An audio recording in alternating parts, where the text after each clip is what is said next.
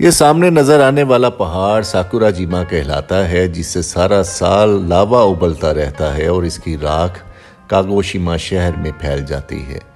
Japan میں آنے والے زلزلے نے سونامی کی لہروں کو ایک مرتبہ پھر جنم دیا، جو کہ ساحلوں کی طرف گامزن ہو کر تباہی پھیلانے کی کوشش کر رہی ہیں۔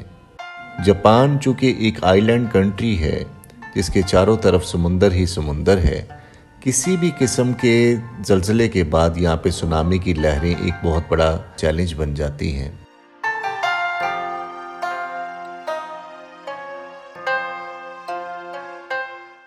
جاپانی قوم نے اپنی محنت اور کاوشوں سے، سٹرگل سے اپنے پورے ملک کو ایک خوبصورت انداز میں ڈیولپ کیا ہے، جہاں پہ سڑکیں 6 منزلہ سڑکیں جہاں پہ نظر آتی ہیں اور 20 منزلہ عمارتیں ہر طرف ہر شہر میں آپ کو نظر آتی ہیں، اور جہاں پہ زلزلے بھی روزانہ کی بنیاد پر آتے ہیں۔ چھوٹے بڑے زلزلہ ایک دن میں 2 دفعہ یا 3 دفعہ آنا یہاں پہ معمول کی بات ہے، لیکن سلام ہے اس قوم کو کہ اس نے اپنے ملک کو انتہائی دنیا میں معتبر بنا کے رکھا ہوا ہے، اور ان کی سڑکیں اور بلڈنگیں اتنی مضبوط ہیں کہ زلزلہ آنے کی صورت میں عوام کو یہ کہا جاتا ہے کہ آپ نے بلڈنگ کے اندر پناہ لینی ہے، کیونکہ بلڈنگ جو ہے وہ محفوظ ہے۔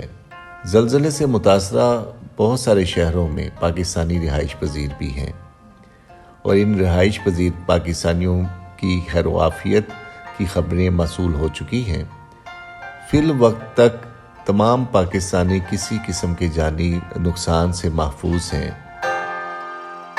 7.6 ریکٹر سکیل کے زلزلے میں اب تک جاں بحق ہونے والوں کی تعداد 50 کے قریب پہنچ چکی ہے، اور مزید ہلاکتوں کا خدشہ ہے۔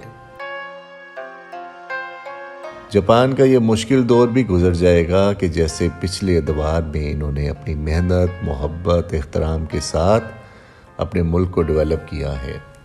اپنے ہوسٹ شفیق الرحمان کو اجازت دیجیے۔ دیکھتے رہیے ڈیلی پاکستان تاکہ محبتوں کا سلسلہ بڑھتا رہے۔ آپ کا بہت شکریہ۔